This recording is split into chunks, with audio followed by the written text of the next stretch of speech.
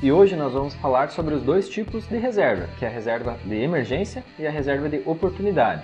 Então, quais são as diferenças e como nós podemos utilizar cada uma delas, né, Eduardo? Isso mesmo, e você vai entender se você pode realmente usar sua reserva de emergência para uma reserva de oportunidade.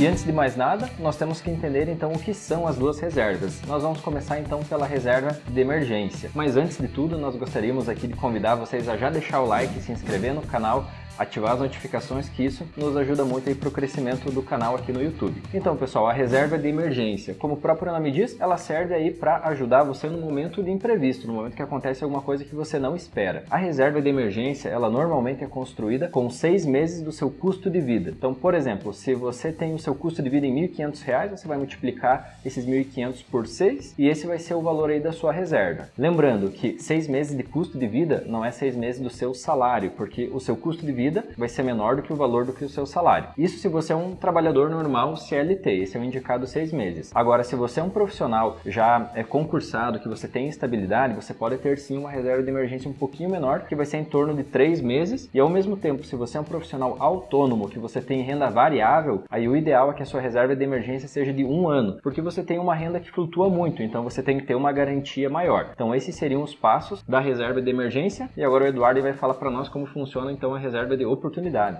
Exato. Vale lembrar até que a reserva de emergência, como você citou, não que seja exatamente 6 meses, 3 meses ou 1 ano, mas são números aproximados que te dariam um conforto caso você tivesse algum imprevisto com a sua renda, não é? Como o colega mesmo falou, CLT uns 6 meses, se você é um empreendedor, uma reserva um pouco mais longa, em torno de 1 ano, e sendo funcionário público, com 3 meses você já estaria numa posição mais tranquila. E agora falando sobre a reserva de oportunidade, né? O que seria a reserva de oportunidade? É o famoso caixa, né? O famoso caixa também, várias pessoas usam esse termo de caixa, né? Então, a reserva de oportunidade, ela consiste em você ter um colchão financeiro, assim como a reserva de emergência, mas para aproveitar possíveis oportunidades que o mercado possa apresentar para você. Então, uma eventual crise ou uma eventual notícia ruim de um ativo que você está investindo. Como nós sabemos, o mercado tem várias notícias ruins, são especulativas, que geralmente elas não têm um fundamento tão sério assim, que realmente deteriore os fundamentos daquela empresa, né? E que faça realmente essa empresa deixar de ser um bom negócio para você, né? E até comum isso seria o risco de imagem, que é o nome disso tudo. Então o risco de imagem, ele acaba estragando a imagem da empresa, mas não a sua lucratividade, né? Não o quanto ela consegue gerar de caixa, o seu lucro. Então isso é algo bem comum de você aproveitar esse risco de imagem, essas informações que acabam estragando momentaneamente o valor da ação, mas não acabam estragando, digamos assim, o balanço da empresa, e é um momento que você pode utilizar, né, o caixa para comprar esse ativo mais barato. É uma oportunidade que surge, né? Porque os fundamentos da empresa continuam intactos e foi uma notícia especulativa que, digamos, derrubou o preço da ação. Então essa é uma oportunidade. E também nas eventuais crises, né? Nós sabemos que a bolsa ela sempre sobe caindo. Se você analisar os gráficos do Ibovespa desde a sua criação, você vai ver que a bolsa sempre subiu caindo. Então sempre vai ocorrer alguma coisa e a bolsa vai dar uma recuada e vai surgir uma oportunidade para você estar investindo. E se você tiver um caixa, uma reserva de oportunidade, você vai conseguir comprar as boas empresas, os bons ativos, bem fundamentados, a um valor bem mais propício do que você está pagando hoje. Nesse momento nós estamos batendo as maiores altas da bolsa da história, né? Então são recordes atrás de recordes. E até nesse momento em que nós vemos os recordes, né? A bolsa está batendo aí o número máximo de pontos, chegando quase a 110 mil pontos, né? Na pontuação. E isso faz com que as ações estejam mais valorizadas, e as pessoas têm dúvida aí, né? Como que eu vou começar a construir o meu caixa, minha reserva de oportunidade, se eu não tenho, né? A pessoa constrói a reserva de emergência, constrói sua carteira de investimentos, normalmente com ações em renda variável, fundo imobiliário, e ela investe todos os meses nesses ativos, e aí ela não tem caixa. Como que ela monta o caixa, né? E o caixa acaba sendo montado justamente nesses momentos de alta da bolsa. Por exemplo, quando você percebe que a bolsa acaba ficando muito esticada, você começa a ver notícias do cenário externo, né? Que você vê que pode acontecer uma possível crise, e as crises, mesmo sendo externas do Brasil, elas vão afetar aqui de qualquer forma. Sim. Então, esse momento, quem sabe você comece a dividir o seu aporte. Por exemplo, ao invés de você colocar 100% do valor da sua carteira em investir em ações, fundos imobiliários, você começa a investir 80% na sua carteira e 20% você começa a montar o seu caixa, a sua reserva de oportunidade. E aí você vai construindo a sua reserva, o seu caixa com o tempo. Afinal, você nunca sabe quando a crise vai vir, quando vai aparecer uma notícia que realmente vai ser uma oportunidade de compra, né? Exatamente. Várias pessoas perguntam, tá, quando é o momento certo de eu começar a montar, né? Esse é um momento bem propício. Por quê? Porque nós estamos batendo recordes atrás de recordes. Então isso não é comum, isso não vai durar para sempre. Você não vai investindo hoje e a bolsa vai continuar crescendo amanhã, depois, daqui 5 anos, daqui 10 anos. Mas nós também não sabemos quando ela vai recuar, quando vai acontecer uma crise, seja no Brasil, seja mundial. Então, você precisa estar exposto à renda variável? Precisa. Mas nesse momento, onde nós estamos nos maiores patamares de alta, não é ideal que você entre com todo o seu aporte mensal. Então, como o Cleiton mesmo falou, vamos dar um exemplo, você tem R$1.000 por mês que você investe todo mês em ações, né? Então, começa a dar uma segurada, coloca R$800 em ações, R$200 você vai colocando ali no seu caixa e vai formando ele aos poucos. E conforme você for analisando que as notícias no mundo não estão boas... Os ruídos, né?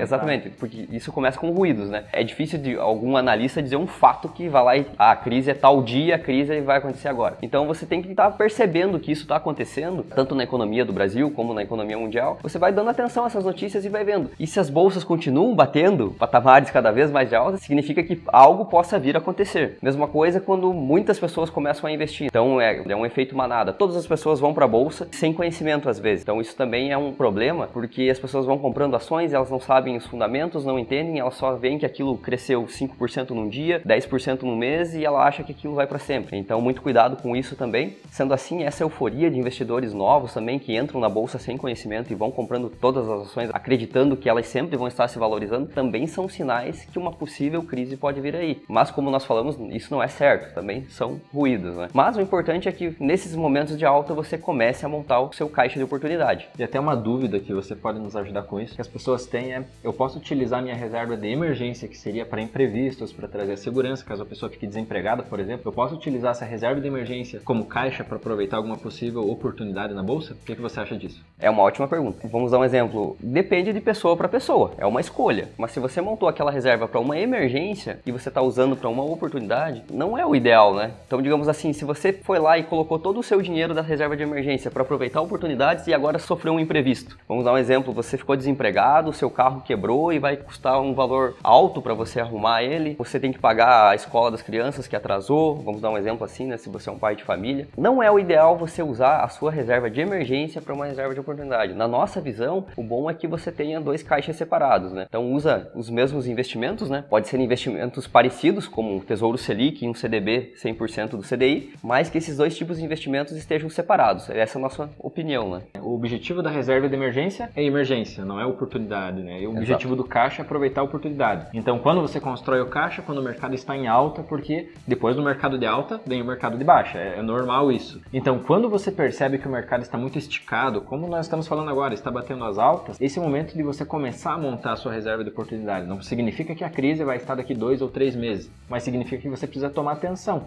E é o melhor momento de você começar a fragmentar, né, o seu aporte mensal, 80% na carteira, 20% caixa, você começa a perceber vários ruídos, vários sinais que pode vir uma crise no próximo ano, aí você começa a diminuir o percentual da carteira. Exato. Por exemplo, hoje na nossa situação nós aplicamos 50-50, então 50% é na carteira e 50% é no caixa, já se preparando para uma possível recessão ou uma possível oportunidade. Porque como nós falamos, reserva de oportunidade não é só quando a bolsa vai lá no chão, quando ela cai. Por exemplo, a XP Investimentos vai abrir o seu capital na bolsa americana. Isso será que não é uma oportunidade para o investidor usar o seu caixa para aplicar numa empresa boa que está surgindo, né, enfim, no mercado, para você entrar com um capital maior do que seu aporte mensal? Pode ser. A reserva de oportunidade também ela pode ser utilizada para você aproveitar a oportunidade de empresas novas que estão vindo para a bolsa. E se você não ter o caixa, você só vai ficar fazendo o seu aporte mensal, você não vai conseguir entrar mais forte com uma posição mais expressiva nessa empresa, né? Quem sabe aproveitando um possível aumento de capital dessa empresa, afinal, ela é nova na bolsa. Bom, e uma pergunta então, aonde alocar esses valores? Tanto a reserva de emergência como a reserva de oportunidade?